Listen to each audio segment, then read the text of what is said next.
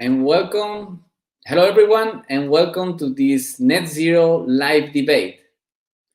My name is Carlos Sánchez. I work as manager of sustainability at Philip Morris International, and I share my experience through my blog at carlossanchez.eco. The pursuit of net zero emissions is one of the fastest business trends these days. And according to the scientists, it is critical that we achieve net zero emissions before 2050. Despite the process to become a carbon neutral net zero company is quite well known. First, you measure your carbon footprint. Second, you set targets. Third, you build programs. And fourth, you report externally. Despite this process is well known, many companies struggle to make their first steps. During the next 1 hour, you're going to hear from different experts how to make this net zero roadmap and enjoy starting this amazing journey to help the planet become a better place. This is an independent event I'm promoting, and the experience, the comments that will be shared today are based on our experience and not always represent the companies we are working in. So let's get started. I encourage you to put comments here on the site and ask questions to the panelists, and also to subscribe to my newsletter at carlossanchez.eco. So let's get started. And I would like to introduce you to Helen Dewhurst, who is going to be the moderator for the event. Hi, Helen. I let you present yourself. Hi, thanks so much, Carlos. It's a real pleasure to be here today amongst this brilliant group of experts. And yes, I will be leading the conversation to understand how we can develop our carbon footprint, how to set the target itself, how to develop a reduction program to address your target, and how to report on your progress. So the discussion will fall into those 4 sections broadly, and I will be bringing in each of our speakers to give their perspectives on this. So just a quick introduction. Firstly, to myself, I'm Helen Dewhurst. I work at Bloomberg NEF and focus on corporate sustainability initiatives more broadly. And net zero targets is something that we are asked about a lot. And it's because it's a really popular topic, as Carlos outlined. People see it as a real promise of strong action. It's very easy to understand. You know, you're getting to zero. There's a very clear end game and goal in mind. But even though it's sort of seen as this hallmark of climate leadership, people are not very clear on what it means in the corporate sector. So from the IPCC's perspective, it's anthropogenic emissions or greenhouse gases to the atmosphere emitted being balanced by anthropogenic removals over a specified time period. But within the corporate context, it's really difficult to say. There are inconsistent claims about what a net removal consists of, and so companies and their stakeholders can't be sure that long-term targets are credible or ambitious enough, and they can't accurately assess when they've been reached. So today's discussion is aimed at sort of demystifying part of this process and helping to provide really practical steps to actually achieving these targets. So without further ado, I'm going to introduce our speakers in turn and give them a little bit of a chance to explain what they do in their perspective on setting a target. And the first who I would like to bring to the discussion is Dexter Galvin. He's the Global Director of Corporations and Supply Chains at CDP. And yes, over to you, Dexter. Thanks very much, Helen. Great to be here. Really excited for the discussion today. So as Helen mentioned, I'm Dexter Galvin. I lead our corporate engagement work globally at CDP. For those of you that don't know CDP, we're a global nonprofit that drives disclosure of environmental data from major global corporations and cities, states, and regions. So I came to this net zero topic back in 2015, I would say, as we were working in the run-up to the Paris Agreement on for COP. And we brought together a large number of companies to set what we called science-based targets. And when we launched that piece of work, the goal was essentially to support the climate negotiation process so that the negotiators could point to private sector engagement and to the need from the private sector for large organizations to set targets and for governments to set robust and ambitious targets together. So that was how we came at this issue. And eventually our Science-Based Targets initiative moved from focusing on 2 degrees aligned targets to 1.5 degree aligned targets. Now, initially, I thought that that was going to be a hugely challenging ask. I thought all the companies that we had gotten to sign up to 2 degree aligned science-based targets would be furious if we came back and asked them to sign up to 1.5 degree aligned targets. But in fact, we have almost 300 major global corporations around the world that have gone and joined our business ambition for 1.5 degree initiative. And a 1.5 degree aligned corporate target is essentially a net zero target. So we have seen huge growth in this space. We've also just had 137 major global investor organizations representing $20 trillion of assets asking 1,800 of the world's largest emitters to actually set 1.5 degree aligned science-based targets. So that is incredibly powerful demand from the investor community. We're also seeing a similar level of demand from large procurement organizations to get their key suppliers to set net zero targets. And this is all to build resilience into the face of a changing regulatory world and, of course, a changing climate. So I'm really excited to dive into this topic today and to hear from some of our experts on the panel. I think CDP is extremely focused on driving more ambitious disclosure, obviously, but of course the setting of these critical net zero targets. It's also very important for us at CDP to bring some discipline to this area. As Helen mentioned earlier, there are rather a lot of somewhat spurious net zero claims out in the marketplace. And it's going to be increasingly important that companies sign up to the Science-Based Targets Initiative 1.5 degree aligned target, and of course, to track that progress through their CDP reporting, which is absolutely critical. Brilliant. And yeah, moving on to Thibaut Heurtebize. He's a senior research analyst at BNP Paribas Asset Management. It would be great to hear from you and your perspective on this. Thank you very much, Helen. And as you hear from my name, I'm not English, so forgive me if my English is not as good as your French when you pronounce my name. So I'm here representing an asset management, which is BNP Asset Management. As you know, there are a lot of talk about climate change. Everybody is aware about this. And then, of course, our senior management set up a new strategy to decrease the emissions and to decrease this impact on the human species, which is very sensitive to climate change and apparently also to carbon emission. But then we have to do something to reduce these emissions. And as you know, also the management doesn't want us to reduce the revenues, to reduce the number of employees, because the best way to do that would be to basically stop doing business. So there is a question about what we want to measure. And inside BNP, we are not emitting directly. We don't have direct emissions. So it's about scope 3 and how to measure this and how to decrease this.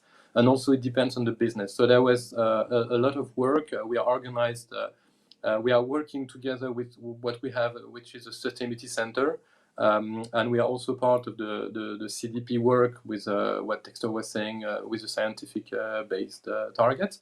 And we use the data from CDP, but we have also huge demand for having carbon emission of all the people we're invested in. Because basically, if you look at some reports that were submitted recently by NGOs, for example, it looks like BNP is responsible for as much emission as a small country. And so we need to do different things to reduce these emissions, to measure it correctly, and to make it sustainable also for our business. If you compare this to a huge oil company like Total, it's very easy in terms of methodology for them to calculate. It's very difficult in terms of a business plan. On our side, the business plan is more sustainable, let's say, but the methodology to measure it is much more complicated. I think I can speak a little bit about the data because we have a huge demand. We use CDP data, but we also need to calculate data.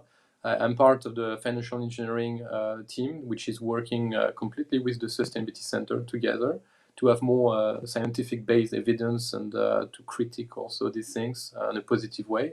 And just for you to know, every time we invest somewhere, we need to have emission. We need to have a minimum coverage in our portfolio that report the carbon emissions. And because of that, we need to also build some models to estimate these things. And most of the time, it's based on the other data like business models, number of employee revenues. But CDP is also doing the same, and so it's going in the good direction. And we are keen to see what Lafarge is doing and other companies that I'm here with. Thank you. Thanks for that, Thibaut. And finally, Antonio Carrillo, we'd love to hear from you. Antonio heads up the climate and energy business at Lafarge Holcim, and it's difficult, notoriously difficult to get rid of the emissions from cement. So I'm sure we'll be able to give lots of interesting perspectives from that industry today.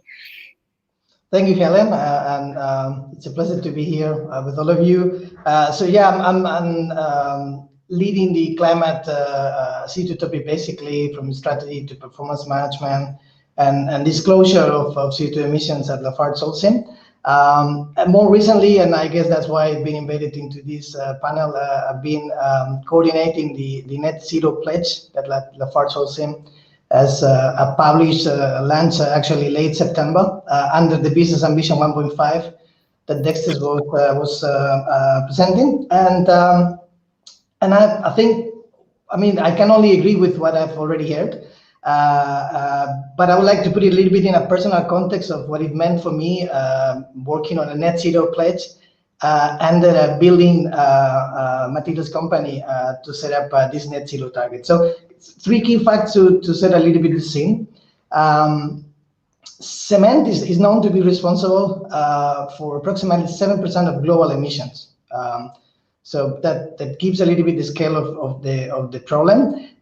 Concrete, which is actually made out of cement, is already the most second most consumed material in the world after water. And it happens that Lafarge Holcim is the largest cement producer worldwide. So when I first got the challenge, as you can imagine, the company is already in the spotlight for investors, for bankers to really be at the top of the excellence in the way we communicate, we disclose our emissions. So I think when Carlos was a little bit in the beginning describing the steps of setting net zero target, what I found is we were really robust in CO2 inventories, in reporting. I think the cement industry has been a leader in that respect for decades, with the protocol being set even in the 90s. We are really under high scrutiny from investors and ESG ratings to communicate on our CO2 emissions. So I think reporting and disclosing is not the challenge. What we really found that when we face this task, this project, the steps that require most of the efforts were really setting credible milestone along the way. Not only just saying we're going to go net zero long term. I think that's probably the easiest. It just need really belief, but really setting a credible, in a nutshell, a credible and robust roadmap behind your pledge, behind your commitment, and also engaging the whole organization. to do so. So to really fully integrate this ambition into the way we operate. It's not an easy exercise to really pass accountability for the execution away from the sustainability folks and really have it embedded into the day-to-day business. So I really wanted to share 4 takeaways I've personally taken in this exercise we've done at Lafarge. And the first one is how important it is to engage internally. In our case, we had a team of more than 100 experts around the world providing insights on potential existing technologies, innovative technologies, how to decarbonize our portfolio. The second one is to really transfer goals into tangible actions and programs. So not just staying with the high-level goals, but really being able to monitor the actions in the ground that are actually going to help you to achieve those targets. The third one is engage externally, and I'm looking at Dexter now because we've been really in discussions with CDP and SBTi to get our intermediate targets validated before we went out. I think that's an important and fundamental part of the process to gain credibility. And last but not least, to get the top management buy-in. I think it's key to get CEOs, CFOs, and obviously top leaders in the organization to back up these targets. Great, thanks, Antonio. That's brilliant. And now, what I think would be good to do is, since this discussion is going to be divided into 4 sections, be good to hear from Carlos again on what the typical 4-step process is to setting and reporting a target. So if I could hand back to you now, Carlos, and if you could outline what these 4 steps are, and then we'll go into each of them in turn in more detail. Yes, thank you, Helen. Yes, as we have seen in this year, and I think the COVID has accelerated even the process, the number of organizations, countries, and companies that have committed to net zero has almost doubled. So, but also the lack of standards that we see in terms of setting the target and also creating the strategy, as Antonio was mentioning, is not there. So this is creating some kind of confusion that is putting off some companies to start the process. So if I could describe the 4 typical steps that I would imagine that a company could follow, and by the way, this is something I did in a poll last week, asking companies, so what is that you're interested to know about net zero? And it was more than 50% that they were asking how to start. So it would be good that we divide our Q&A in these 4 steps. So let's say that the first step you should be doing is first measuring your carbon footprint. So basically, you will start by measuring your own operations, greenhouse gas emissions. And second, you should be going outside your operations and mostly account for those emissions that are related with your suppliers and the impact and the usage of your product. So once you have this footprint elaborated, you should be aiming to set a target. And as we have heard from Antonio and from Thibaut and also from Dexter, ambition and credibility is quite decisive and important in this case. And I would say that there are 3 aspects that you should consider in order to set this target. First is the scope.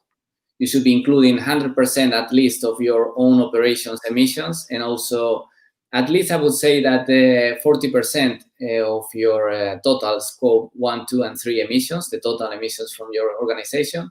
The second is the timeline. And as we know, the science says that we need to be net zero before 2050.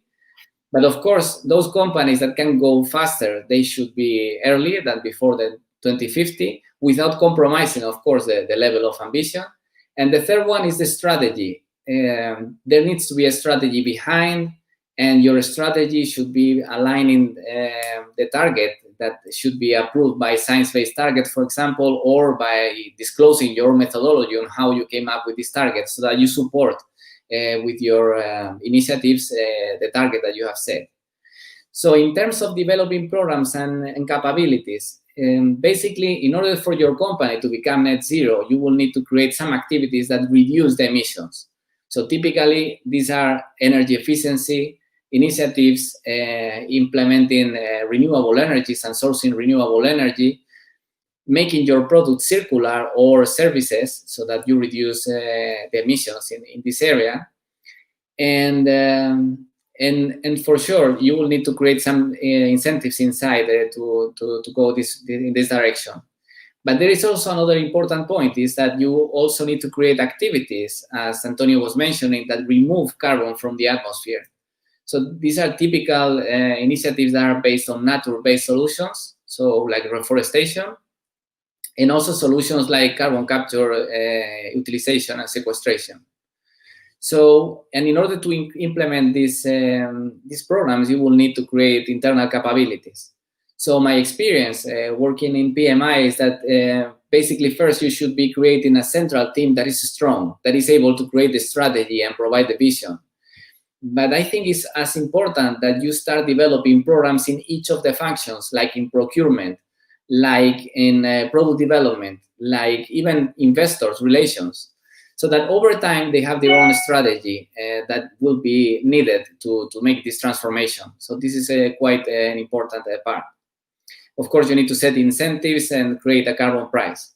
And the last point is what we have been mentioning, is reporting. And what you should be is updating with your progress in terms of net zero by using the standards, the standard reporting systems that you have, creating sustainability or better integrated reports, or platforms such as CDP. So using, for example, platforms like CDP, based on my experience, allows you to be ahead of, create some competitive advantage, because you need to, you're able to know about the upcoming regulatory changes. It allows you to increase your transparency and the trust in your stakeholders, and capture opportunities in the market that otherwise you won't be able to do. So this is my view on the 4 steps that, of course, has challenges, but this is an iterative process that you should be improving over time. Thanks, Carlos. That's really good. So let's jump into the first one there then. So understanding and developing your carbon footprint. If I can jump back to Antonio, I would love to know the sort of nuts and bolts of what this consultation process looked like with your 100 experts. So did you set up meetings individually with all of them? Did you set up working groups? How did you sort of go about usefully extracting the information on how, what data your company had on what it was doing, the extent of the operations, and how did you use this to actually inform, for example, the challenges that you're trying to overcome, such as actually coming up with a timeline? Yeah, sure. I think again, apart from the internal task force, it's important to acknowledge that we've been sharing with international agencies like the IEA tons of information on sectoral technologies. I think because cement has been always so material in the global emissions, we always are subject of studies and analysis from key stakeholders. So I think the technologies to decarbonize our production process are quite well known. So some of them are technologies that are that exist for decades, and we just need to maximize to replicate in other regions. Some others are really innovative technologies like carbon capture and storage, or calcined clay, or novel cements that are actually in the pipeline, and we're trying to scale them up. So in terms of the what or how, I think we were more or less clear. So the exercise was really to set up a task force. I think something like Carlos mentioned, something about a strong group. You can call it like that. So it was a key expert identified within the organization. It's 70,000 employees. So we've got plenty of colleagues, but we basically group the key experts in the group and try to obviously set workshops, regular meetings. It took us 9 months. I wonder how the COVID made an impact in the way we were interacting, because when we started, we could actually still run some physical workshops, and obviously as of February things got ugly, and we could not meet physically anymore. But the idea was to really explore each of the decarbonization levers we've got in the sector, replacing clinker, which is a subproduct of the cement, by other alternative materials, changing our fuel mix, It's important to acknowledge, by the way, I mentioned before that from our footprint, more than 80% of our emissions are Scope 1. So it's quite different from a bank, from even what Carlos was talking about PMA. So that was a little bit the process. Then we were iterating on different scenarios, classical scenario planning. This effectively translates into a big database of information. We cascaded down to our operations around the world, and we were trying to assess market by market how those levers could be deployed, until when, and how far, and obviously cost implications as well. And then in terms of approval process, there was I guess, as I was saying before, we needed the buy-in of the top management. So I cannot tell you how many iterations we had, but obviously we had to review many times upwards and downwards from a top-down and bottom-up approach, those assumptions, those projections, until we really reach a roadmap that was agreed as feasible, challenging, ambitious, and in parallel, we also had a smaller group of people liaising with external agencies as Science-Based Target Initiative, because once again, for us, it was really important to get to go live with the credibility, with the label behind of these targets being certified. Not only the end goal, but the intermediate target. So that was a little bit of the process.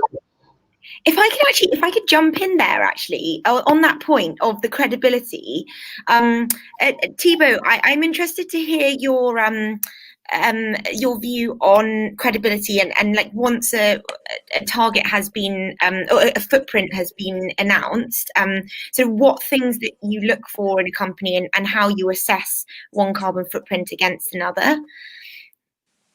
Thank you, Helen. I think it's a very important point of view, because we are investors. But we don't want to bias our investments, meaning that if you want to invest in an oil company and you have too much weight of the investment decision that is based on carbon footprint, you will never invest in Total, for example, or another oil company. So what we are doing is that we are a little bit trying to say to our portfolio managers that overall they need, for example, to beat the benchmark, or they need to do better than the average. And as this, if you have oil company in your benchmark that you're comparing yourself, you need to decrease, for example, by 40%. So that's one way to do it. It's just to be a little bit allowing emission as much as we do less than the other one. That's first point. Second point is also that we can engage directly with people, with companies, if we think the baseline is not correct, and we can also engage on the targets. You see some people who basically doesn't have enough capex to invest in what Carlos was saying before, and we cannot continue in this direction with them, to invest with them. We have one example with Total where they were basically saying that they will decrease by 50% their emissions, and we had a joint communication with them saying that it will be 60%, and they are saying that they will be carbon neutral on scope 1, 2, and 3 in Europe by the end of 2050, and so and globally on scope 1 and 2. And it's something where we see that, of course, it's a huge challenge for us because we don't have too much leverage. If you are working for an industrial company, then you can change your business processes, you can have all the tools that we were speaking before, but we rely on what people are reporting, and sometimes they don't report. So when they report, we can engage. When they don't report, we can model. That's also my work, to model these things. And also about the credibility, it's also based on CDP, because as soon as you have a report coming from CDP and it's something everybody's using, we know the methodology, there is a lot of transparency, it's good. And transparency is something very important, because some people just announce some numbers, even if they are audited sometimes by external auditors, we cannot rely, because they look like outliners from the sectors in the countries. And so we can overwrite sometimes these numbers, especially if CDP has some different numbers or these kind of things. Yeah, actually, that's a really interesting point, which is something that I wanted to ask Dexter about as well. So there's a lot of effort going into tracking footprints, but then how can you make sure that quality stays good? And I know a lot of the submissions to CDP are actually just a little bit of a tick box exercise at the moment. Like you've got some fantastic companies who report every year and answer most of the questions really well, but there's probably another few hundred or even thousand companies who sort of miss out really key bits of information, like dividing up scope 1 and 2 and having a really thorough understanding. So are there any steps that you would recommend companies take to improve this, or is there help available to get to improve once you've started this journey?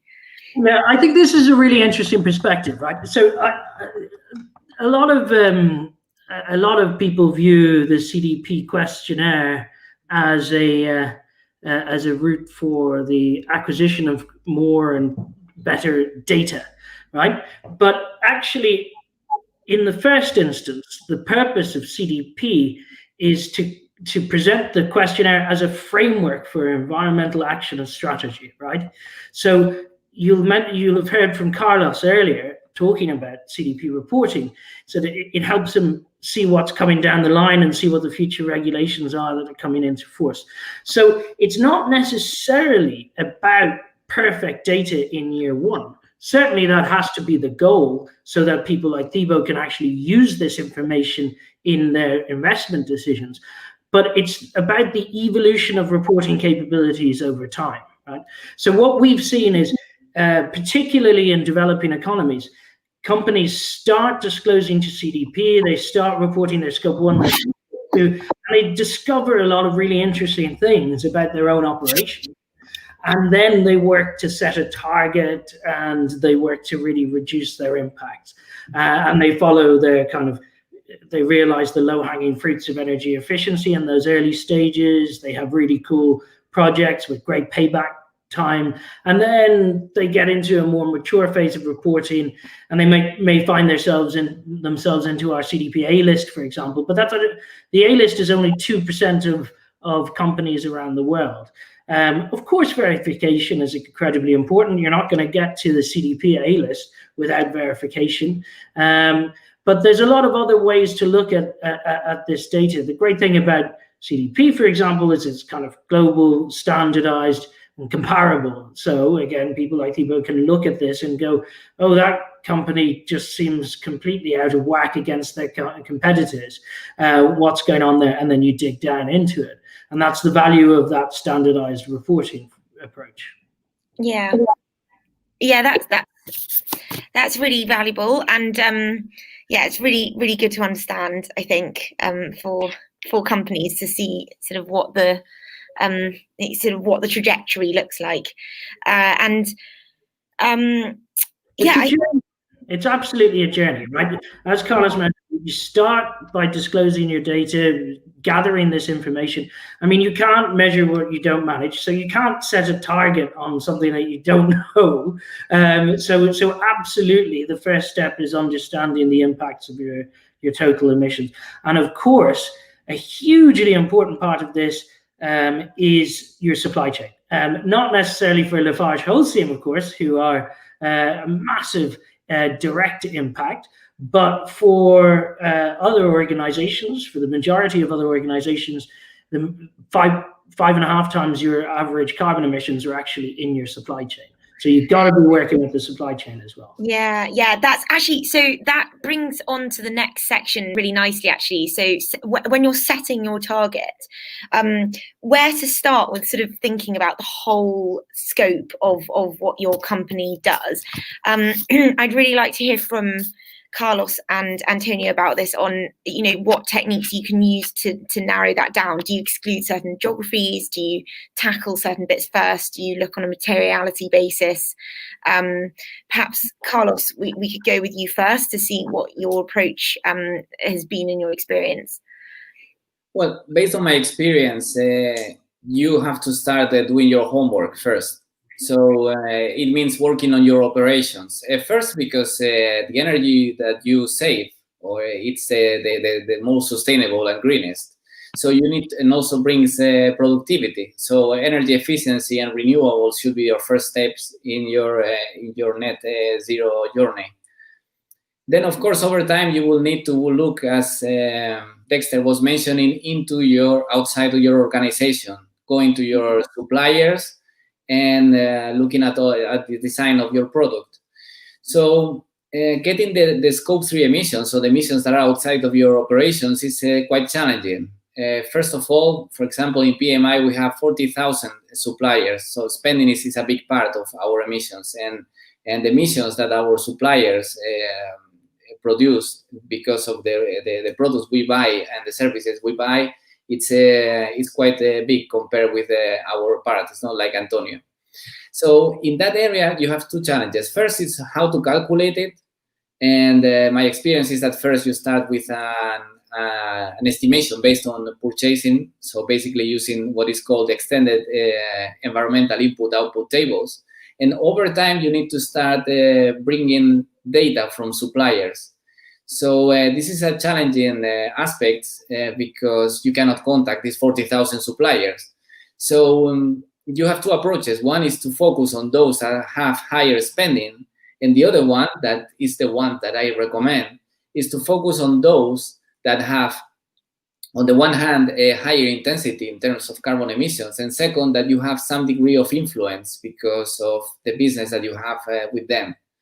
So in this area, the first part is to be able to measure, because you cannot manage what you cannot measure, as Dexter was mentioning. And second is to try to influence them so that they follow more or less your business ambition in terms of reducing emissions, so more or less. Yeah, that makes a lot of sense. And so I wonder does that differ in the cement industry? Antonio, can you comment on whether that's your approach too, or whether it's a bit more tricky, because obviously there are some things you just can't do yet with existing technologies? No, I think it's the opposite, for good or bad. Unfortunately, because of our intensity in Scope 1 emissions, we have no escape to do any mapping. We just need to work on those, and it's actually, I mean, coming back to the business ambition 1.5 that Dexter was mentioning before, it's a key criteria for SBTi, not to cover your Scope 1 and 2 emissions. Which logically makes sense. If everyone in society will cover the Scope 1 and 2 emissions, there will be no Scope 3. That's a little bit the concept, but it's not in practice. So no, we're really covering 100% of our Scope 1 and 2 emissions in the cement manufacturing process. But when we came up with the pledge, we really wanted to broaden this ambition to Scope 3 emissions, because it's something that I think the sector has been, because of this particularity, leaving a bit behind. There's also a protocol as part of the cement sector on which categories under the Scope 3 are material for us. I think roughly, I remember that 50% of our Scope 3 emissions are coming from transportation and the fuels and energy we buy. So obviously we can influence those emissions by the way we procure, and also engaging with suppliers, for example, on transportation, on the way, I don't know, for example, drivers, behavioral training to really improve the way they drive, consuming less fuels. There are many initiatives that we can actually land to the ground to influence on those. But our main focus, based on the framework agreement we've basically signed with SBTi, it's Scope 1 and 2, and the materiality aspect is it's clear. It's 100% of those has to be covered. Yeah, that's interesting. And yeah, from the investment perspective as well, is there anything that you look at in particular? How do you, in particular, for an industry, and how you compare that against different industries, or is it more that you take an approach that generally, these are the standards that you want to benchmark against, and companies need to follow those, otherwise they can't be assessed as part of your benchmarking criteria? Is there kind of industry specific approach No, that no, you take? it's very important from the investor perspective. Basically, we have something called exclusion list. We didn't speak too much about that, but for example, we have a core policy, meaning that you need to be a little bit part of some technologies that we think are going in the right direction.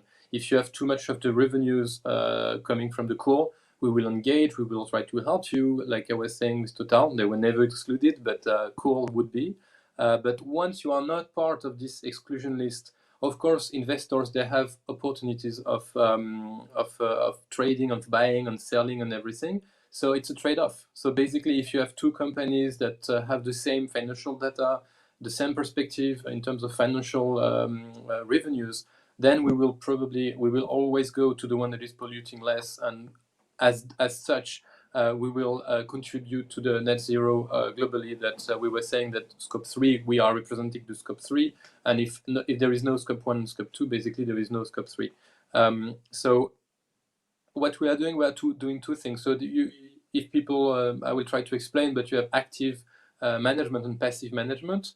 The one that everybody knows most of the time is ETF, so it's passive management, and when you do this, you are tracking the performance of one index.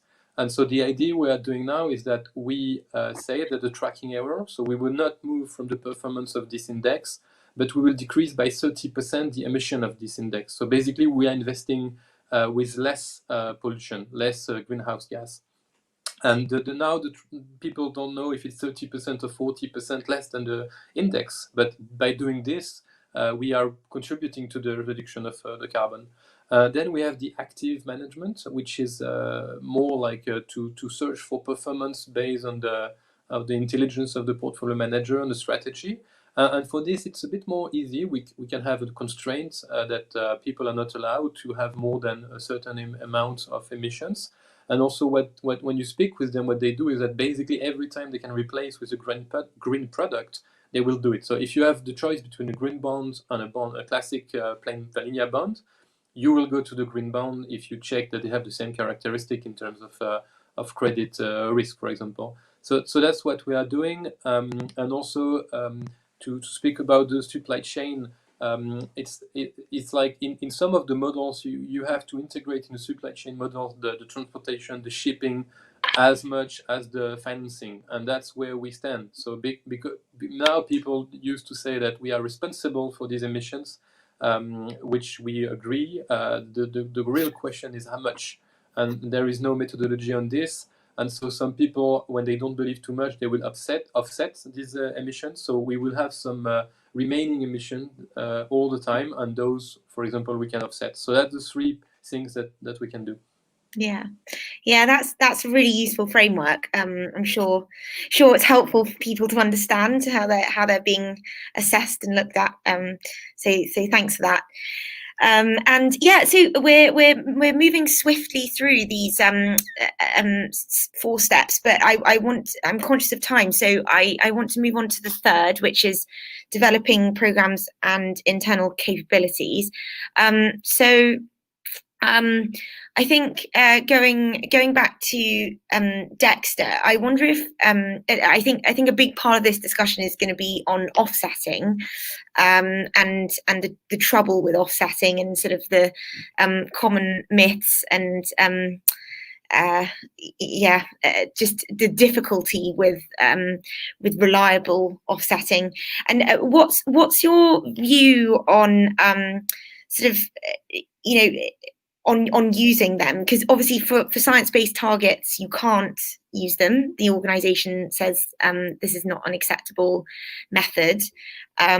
So if you're Lafarge, Holcim, and you don't have any other options for residual emissions, what would you suggest?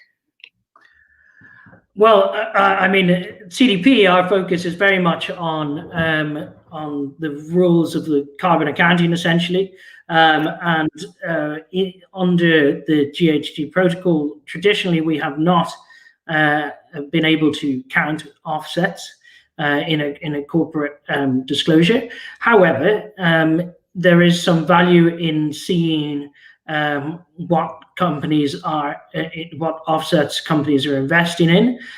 So we can provide that as a narrative that sits beside a CDP disclosure, but it won't net out your scope 1 and 2 emissions necessarily, right? So it's an important story to be able to tell, and there's obviously a vast range of quality out there in the offset space. And there's obviously different ways of going about this. So at CDP, we look at land use through our deforestation work, for example.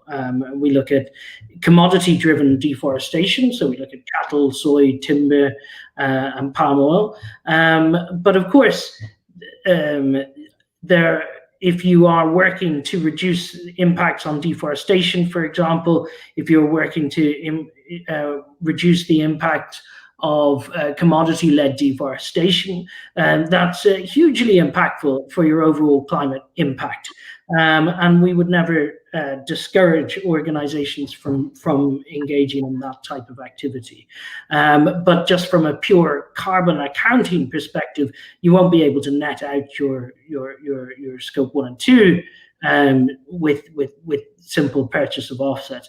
But we have been working on bringing some more discipline again to that space, because we know that it is of benefit to a lot of organizations, and it certainly has a small part to play in the transition. Yeah, and actually, I have just remembered Antonio mentioned that Lafarge actually don't use offsets, so it might be quite good to hear from Antonio quickly on what your approach is and why you've decided not to use them. No, I think Dexter just explained it's not accepted by the protocol, no, by the standard. So I mean, of course, in our accounting, when we have to basically come up after every reporting year with our CO2 footprint, we do not deduct any offsets as part of the criteria, and that's why I think it's so important to have some. If not the standards, a bit solid framework. No, there are plenty of companies pledging, committing to net zero under whatever framework that they made up. Some of them including offsets, some of them not. I think that's why what Thibaut was mentioning about having a formal framework like SBTi to bring credibility. It basically sets a range of rules. You like it or not, but those are the rules. Offsets are not included. Now we do offer some options to our customers when it comes to product level life cycle assessment of our products and services, which is different than the accounting of the company, to offset or inset. I think that's the other debate is insetting versus offsetting. No? So inset with credits that we are able to generate in our value chain. But I think it's a clear debate, no, and that's part of associations who are setting frameworks or not. Maybe Carlos can add some more on this one, no, whether these are going to be accepted or not. For the time being, we do not play with those, and I think Dexter has a little bit of to do because of this decision. Yeah. You mentioned that Carlos might have something to add. So yeah, it would be great to hear as well from PMI's perspective, or sorry, actually your perspective based on your experience at PNI, and sort of how you've got around this issue, and the fact that it's it's the easy way out, but obviously not the real solution. Oh, Carlos, I think you're on mute as well. Sorry, I think the sentence of the year, you're on mute. Oh yes, definitely. So yes, a discussion about net zero cannot be complete without mentioning offsetting. So it is clear that when a company starts reducing the carbon emissions following the science, at some point there will be some emissions that will be unavoidable. And at that point, there should be a mechanism that nets those emissions with carbon removals. So at this point, the framework that most companies are following is the Science-Based Target Initiative, and the Science-Based Target Initiative doesn't allow to use offsets, so this is clear. But of course, not everyone is following the Science-Based Target Initiative. What is clear is that when we speak about offsets, you have two types. One is the voluntary, and the other one is the mandatory. So mandatory are those offsets that are purchased to comply with legal regulations, such as the framework of European trading system. So, but when we talk about offsets, usually we refer to those that are voluntary and that they are purchased at the discretion of the company. So basically, there are different challenges when we talk about offsets. First of all, is the credibility, the additionality of the offset. So investing in this offset really removes emissions from the atmosphere. So the other one is about the permanence. So there is a lot of discussions about offsets that are based on reforestation.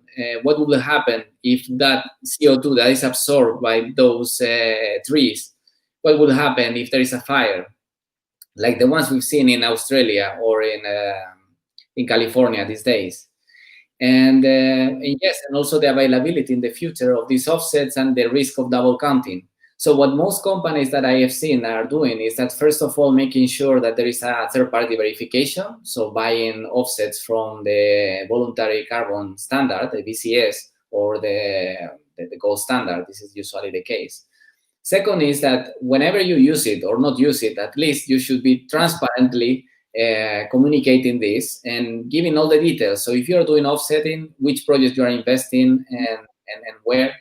And the last one that I think is quite important is that when you invest in these projects, I think it was Antonio mentioning that you should be focusing on your own supply chain, which is called insetting.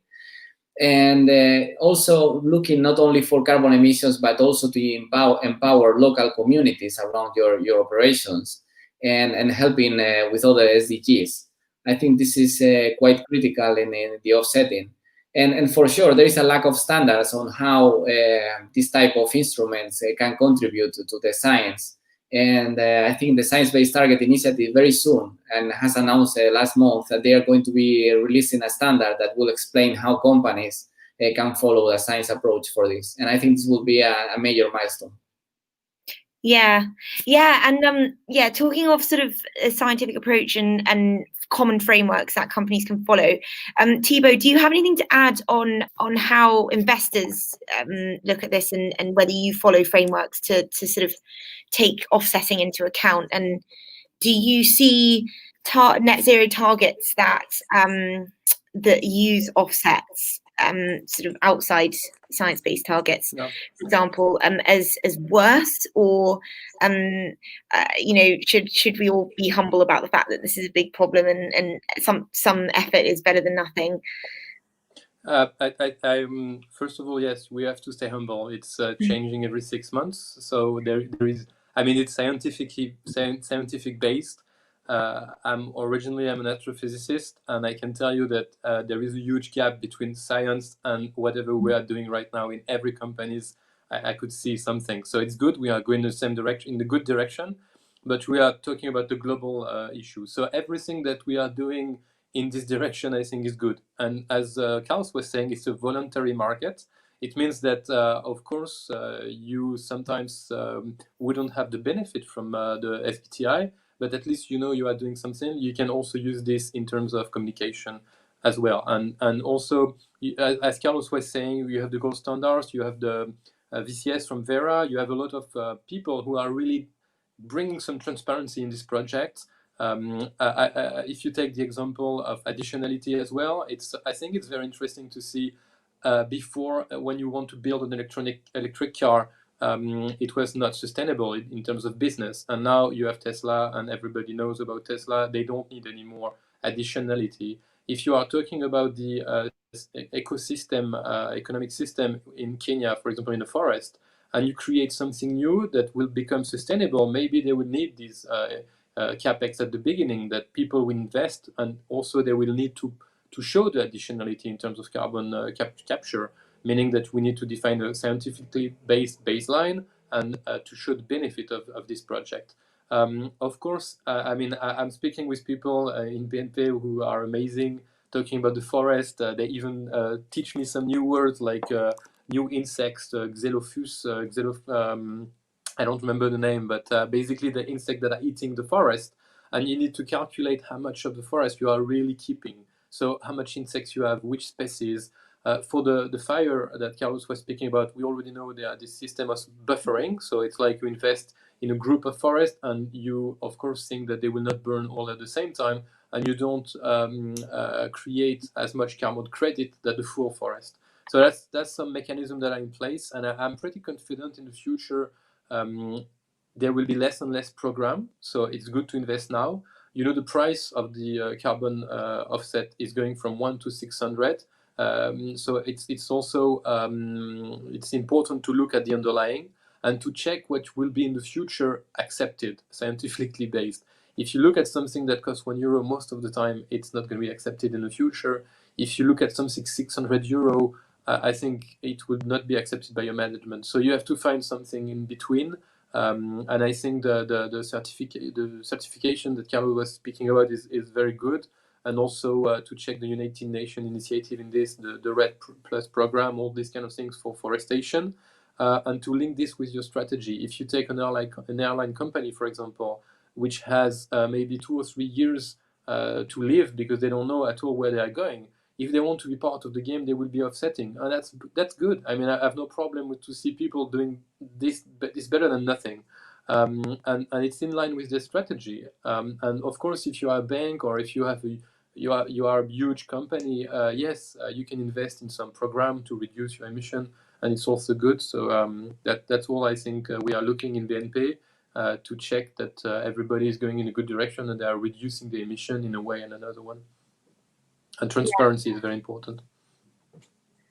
Yeah, that's a good way to lead on to the reporting aspect of this. So transparency is very important. That's if you've done all the work, you might as well get credit for it. And also communicating progress is just as important as making it. So you can help stakeholders understand where your company is going. So I think the most obvious perspective on this is going to be from Dexter and your expertise on reporting and what good reporting looks like. And so, I think what might be quite useful to understand is what are some of the pitfalls that people fall into, and what are sort of common areas that people really struggle with to report a net zero target or carbon reduction initiative? Yeah, I think that the challenge is there is of course a challenge in setting the target. There's much greater challenge in actually meeting it. And I've found that quite a lot of the organizations that have set ambitious reduction targets, say some of the early adopters of the Science-Based Targets Initiative, have kind of engaged their top management in order to get the target signed off. They've got the C-suite on board. They made a big announcement to the market. And then some of the wind fell from the sail a little bit when the reality of actually meeting the target hit home, I would say. And so the great thing about reporting and disclosing on your annual progress against your target is, in fact, that it holds you to account in your organization, and it gives you an opportunity to engage up the organization to C-suite and say, look, this is where we are on our net zero journey. This is what we'll be reporting to our investors and to journalists and to the world at large. So are you happy with us reporting a zero progress against our net zero goal? And that's the key here, right? It keeps the organizations focused on the long-term reductions that they need to make. And that's absolutely critical. And it gives them the opportunity then to engage internally and refer to that disclosure that they have to put out into the market. Yeah. Thanks for that. And we've had a question from the audience about SMEs and how this differs for them. So I don't know whether, Antonio, you could comment on this from the perspective of some of the suppliers that you work with to try and help presumably some of the suppliers are much smaller than Lafarge, so you can sort of give the perspective on whether they're they see the same sort of challenges as you in trying to reduce and set targets, or is this something that is for now only large companies can really look at properly? No, I think it will pull value chain action in the value chain. I think Dexter is one of those who set up the CDP supply chain program. If I'm not mistaken, I think it's a very smart concept to really scale up in a rapid way the climate action, because in the end our commitments for scope 3 will actually imply that some of our suppliers need to improve their scope 1 and 2 emissions. So in the end, you're actually cascading down and upwards and downwards in your value chain those commitments. The same that, for example, we see also in the real estate. I mean, we produce building materials that are being used to build infrastructure, and those companies building the infrastructures or real estate are already setting targets with SBTi, which will eventually push for low carbon products to become more popular. So I think it's all connected. Obviously, I think investors have a little bit to do here. The main players are the ones that are now jumping into the race. It's also probably those who have more responsibility to really apply those expectations. But SMEs will need to follow at some stage in order to keep to continue to be competitive and align with the expectations of society. So I think it's coming. And programs like CDP supply chain, SBTi are just supporting those efforts. Yeah, brilliant. And also, just to bring in Thibaut one last time as well. Obviously, you're looking at the reporting from the sort of investor perspective. So, is there anything that you look at in particular to try and differentiate how companies are doing against their targets? That's a very good question, and it's something that we have to stay very humble in this. It's a little bit linked to it's an overall process. Basically, we have the sustainability center. They are engaged with the company, and they need to line up the strategy with the targets. Meaning that we need to compare the capex that they are distributing to this kind of project to the overall capex they have. And also to the ambition they have. So that's the first point. Second point is also that there are some comparative, some proxies that we can use, and we use some kind of machine learning techniques that I developed to see how much it's possible what they are doing. If, for example, you are a cement company in China and everybody has a huge emission and you disclose some very, very small numbers, we will try to engage with you to understand how it's possible if you have new technology, if your energy mix is different, these kind of things. Something else is about how you calculate these things. Sometimes it's not very transparent, so we need to understand what they are doing. If you compare something very easy like oil company, there are upstream business and downstream businesses. If you look at what a downstream company will do and an upstream company will do, it's completely different. If you take Carbon Tracker, for example, they really believe that the most important is that we stop extracting CO2 or carbon in general from the ground. And so they will put in a better place companies that will reduce these upstream businesses. And at the same time, they will say that the downstream is not so important. So if you compare the intensity, what I was speaking about previously, like, of course, you need to continue to make business. You need to continue to have revenues. And how you compare the performance of your carbon trajectory to your financial performance is what we look at it. Because we need to have performance, financial performance, but we need at the same time to have ESG in general performance. That's what is very important for us. And there is a trade-off, there is a balance, there are different people.